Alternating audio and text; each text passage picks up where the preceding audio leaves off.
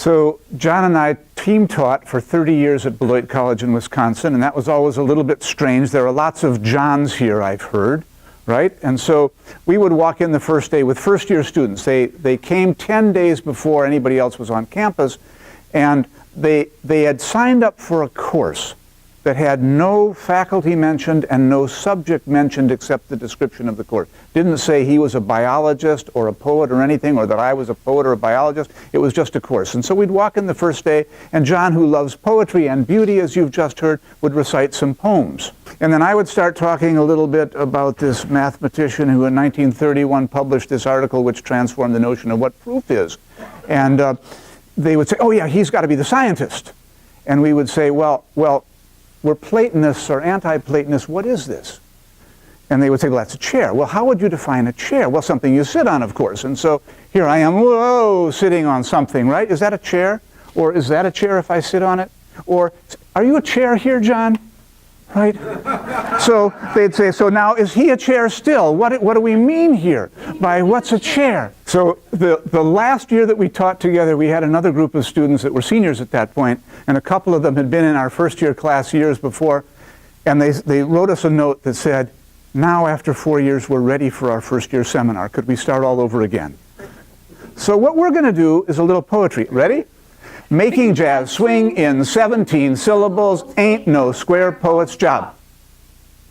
Making jazz swing in 17 syllables ain't no square poet's job. And for those of you who are formalists and like formal lectures, you'll notice that that is a haiku. Right? Making jazz swing in 17 syllables ain't no square poet's job. Oh, we started to do it already, didn't we? Watch out, we're in trouble. So here's another little poem. This is Gwendolyn Brooks. From Chicago, my hometown. My favorite novelist, but also a very wonderful poet. 100 years old next year, were she still alive? Yes. Right. So we're going to do it. Yep. Ready? We real cool, we left school, we lurk late, we strike straight, we sing sin, we thin gin, we jazz June, we die soon. Here's a poem by a man named Galway Kinnell, which helps us get through, and maybe you get through, these wonderful complexities of the 21st century.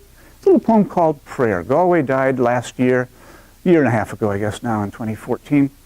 And we published him in the magazine that I edited for many years, the Beloit Poetry Journal, published all his early poems. He won every award that he could possibly win in this world. Whatever happens, what is what I want. Only that. But that. The Ivy Crown. The whole process is a lie, unless, crowned by excess, it break forcefully one way or another from its confinement. or find a deeper well. Antony and Cleopatra were right. They have shown the way.